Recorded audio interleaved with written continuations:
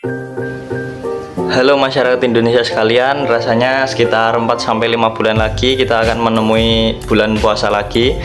Nah, seperti yang kita tahu nih, bulan puasa Ramadan itu adalah bulan yang selalu dinantikan oleh umat muslim tentunya. Pernak-pernik khas bulan Ramadan, mukdik, berkumpul dengan keluarga besar, buka puasa bersama, ngabuburit, berburu takjil, THR, sampai berburu diskon Ramadan dan banyak yang lainnya. Namun, seperti yang kita tahu, di balik euforia umat muslim saat bulan Ramadan itu ada kasus ekonomi yang mungkin setiap tahun selalu terulang saat bulan Ramadan. Jadi fenomena tersebut terus berulang setiap bulan Ramadan menjelang.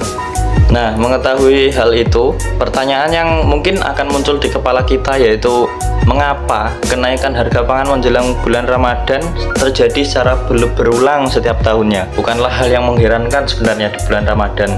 Harga seluruh sembako kian meningkat dan naik secara signifikan tentunya. Tentu ini sangat memberatkan bagi sebagian ibu rumah tangga, terutama mereka yang hidup pada taraf ekonomi menengah ke bawah. Faktor utama yang pertama menyebabkan meningkatnya harga sembako menjelang Ramadan dan Idul Fitri yang pertama yaitu peningkatan permintaan. Seperti yang saya katakan tadi, setiap bulan Ramadan kebutuhan akan bahan pangan selalu meningkat. Hal ini disebabkan oleh aktivitas memasak ibu rumah tangga yang cukup dengan meningkat. Dengan permintaan kebutuhan pokok yang meningkat tersebut, pedagang tentu tidak akan bisa menghindari hukum dasar ekonomi penawaran dan permintaan. Jika permintaan meningkat dan penawaran tidak berubah, maka itu mengarah pada harga keseimbangan pangan yang lebih tinggi dan kuantitas yang lebih tinggi.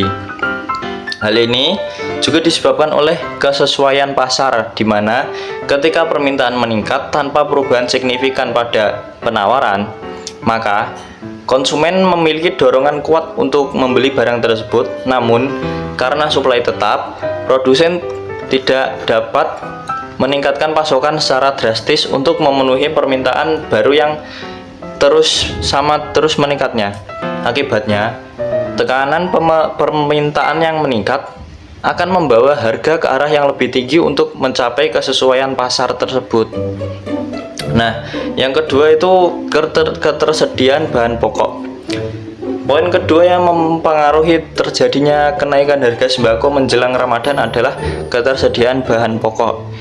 Dengan permasalahan yang timbul di poin pertama yaitu meningkatnya permintaan tidak diikuti dengan ketersediaan bahan pokok yang memadai, tentu ini membuat harga pangan dan bahan pokok meningkat kian pesat.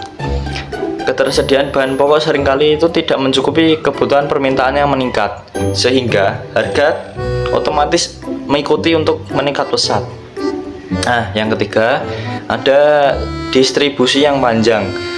Harga makanan dapat dipengaruhi oleh distribusi dari daerah penghasil ke konsumen, terutama jika rantai distribusi tersebut menjadi lebih panjang.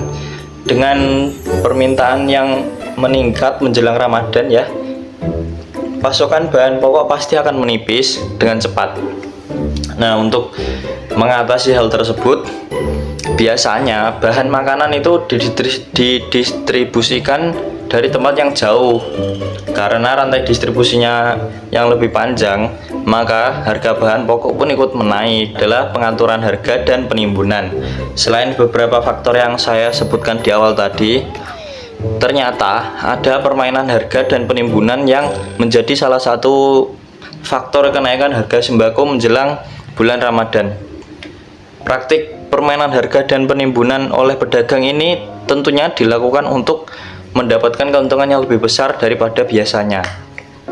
Tentu cara ini sangat curang ya. Nah, untuk cara kerjanya sendiri itu adalah dilakukan oleh gabungan beberapa produsen yang independen, tidak terikat ya. Biasanya itu mereka akan meraup hasil panen petani dalam jumlah yang besar. Nah, setelah itu hasil tersebut akan ditimbun dan disimpan hingga persediaan pasar menipis.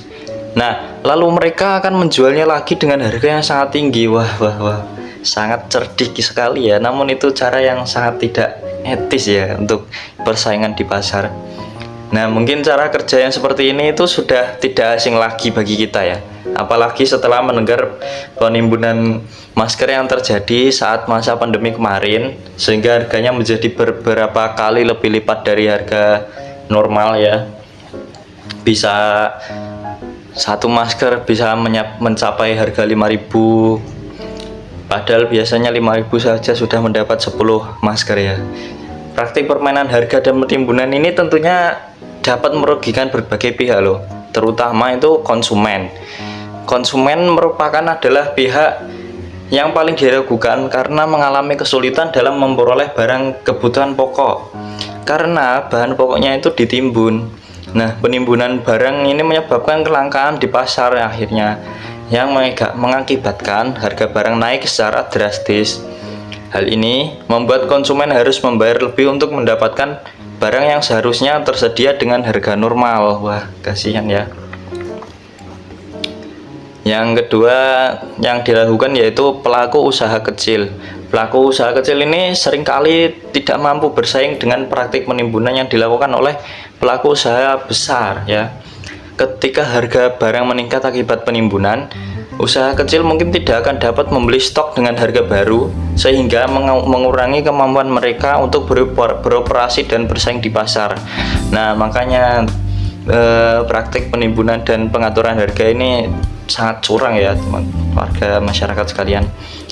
Nah, ekonomi di negara secara umum juga diragukan ya, karena penimbunan itu dapat menyebabkan ketidakstabilan ekonomi. Kenaikan harga yang tidak wajar itu dapat memacu inflasi, sehingga mengganggu rantai pasokan dan menciptakan ketidakpastian di pasar. Nah, ini dapat berdampak negatif pada investasi dan pertumbuhan ekonomi secara keseluruhan ya. Nah, kesimpulannya, praktik penimbunan dan permainan harga itu tidak hanya merugikan konsumen secara langsung, tetapi juga berdampak kepada pelaku usaha kecil dan stabilitas ekonomi secara keseluruhan ya. Menciptakan ketidakadilan dalam distribusi sumber daya dan akses terhadap barang kebutuhan pokok tersebut. Ya, karena sebagian besar penduduk Indonesia itu bergantung pada bahan pokok untuk kebutuhan sehari-hari mereka. Kenaikan harga bahan pokok seperti beras, gula, minyak goreng, dan sayuran dan lain-lainnya lagi itu tentunya sangatlah sensitif. Masyarakat umum itu merasakan dampaknya langsung dari kenaikan harga bahan pokok.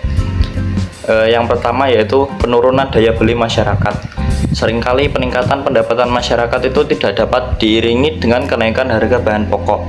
Nah, ini mengakibatkan penurunan daya beli masyarakat, terutama bagi orang di golongan menengah ke bawah. Keluarga dengan penghasilan tetap harus mengatur ulang anggaran mereka. Nah, mereka harus mengurangi jatah kebutuhan sekunder dan tersier untuk mencukupi kebutuhan primer. Yang kedua yaitu peningkatan angka kemiskinan. Nah, lebih banyak orang itu dapat jatuh dalam kemiskinan sebagai akibat dari kenaikan harga bahan pokok tersebut.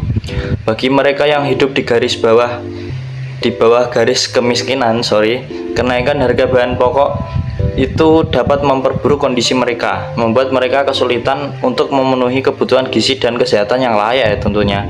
Nah, masalah yang ketiga yaitu masalah gizi dan kesehatan. Banyak keluarga yang mungkin harus mengurangi pembelian makanan bergizi mereka seperti protein hewani, buah-buahan, ataupun sayuran ketika harga bahan pokok naik. Akibatnya, gizinya tidak terpenuhi secara kompleks. Nah, ini menjadikan masalah gizi buruk, terutama pada anak-anak ya yang masih rentan terhadap pertumbuhan itu. Nah, ini dapat berdampak pada kesehatan dan perkembangan fisiknya juga, dan mental generasi muda itu dalam jangka panjang. Ini biasa kita sebut itu sebagai stunting ya. Nah, yang keempat yaitu kenaikan inflasi. Harga bahan pokok yang tinggi itu dapat memicu inflasi tentunya. Karena biaya produksi barang dan jasa lainnya juga meningkat, inflasi yang tinggi itu akan memperparah beban ekonomi masyarakat. Karena harga-harga barang dan jasa secara umum itu menjadi lebih mahal. Nah, untuk mengantisipasi hal ini agar tidak terus-menerus terulang setiap tahunnya, nah, pemerintah itu seharusnya menyiapkan langkah-langkah menjaga pasokan dan keterjangkauan harga bahan pokok selama Ramadan dengan cara 1. Koordinasi pasokan ya. Langkah ini itu memastikan ketersediaan pasokan pangan di seluruh wilayah dengan gudang distributor, pasar tradisional, dan juga produsen. Nah, yang kedua itu ada operasi pasar murah. Langkah ini itu melakukan pengoptimalan pelaksanaan operasi pasar atau bazar murah untuk menjaga stabilitas harga dan pasokan pangan tentunya. Nah, yang ketiga itu pemantauan permainan harga dan penimbunan. Seperti yang saya katakan tadi, itu adalah cara yang sangat curang dan cukup merugikan banyak pihak ya tentunya. Nah, pemerintah itu melakukan pemantauan terus-menerus terhadap harga bahan pokok untuk mengantisipasi kenaikan harga. Nah, yang keempat ada koordinasi distribusi. Dalam langkah ini, pemerintah itu melakukan kerjasama antar daerah dan pengawasan distribusi. Pemerintah itu harus memastikan kelancaran pengiriman bahan pangan ini ke pasar, termasuk penggunaan anggaran untuk subsidi transportasi guna menekan kenaikan harga serta pengawasan ketat yang dilakukan oleh aparat penegak hukum untuk mengawasi praktik penimbunan ya. Nah, yang kelima itu komunikasi transparan dengan masyarakat tentunya. Pemerintah mengimbau masyarakat untuk bijak dalam berbelanja agar tidak terjadi perpisahan pasokan pangan sehingga bisa menekan kenaikan harga. Kenaikan harga pangan menjelang bulan Ramadan adalah suatu fenomena yang sering terjadi setiap tahun dan akan terus berulang ya. Bukan sering lagi, malah sudah pasti tentu setiap tahun itu akan terus berulang fenomena tersebut. Nah, hal ini itu memang disebabkan oleh beberapa faktor ya. Yang pertama yaitu seperti peningkatan permintaan, ketersediaan bahan pokok, proses distribusinya yang panjang, dan penimbunan harga dan permainan harga. Lalu yang terakhir yaitu kondisi iklim ya. Nah, kenaikan bahan pangan ini sangat berdampak pada masyarakat dalam kehidupan sehari-hari mereka. Terutama itu masyarakat Indonesia memang bergantung kepada bahan pokok ini untuk kehidupan sehari-hari ya. Nah, untuk masyarakat yang berpenghasilan rendah, mereka itu harus mengeluarkan biaya lebih untuk mencukupi kebutuhan hidup mereka. Nah, selain itu, kenaikan harga bahan pangan juga mengakibatkan penurunan daya beli masyarakat hingga menyebabkan inflasi.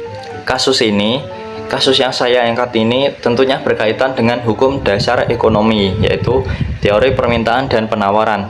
Di dalam kasus ini yang terjadi yaitu jika permintaan meningkat dan penawarannya tidak berubah, maka harga akan meningkat secara signifikan. Fenomena ini tercermin dalam kenaikan harga bahan pangan menjelang Ramadan ya, di mana permintaan masyarakat terus meningkat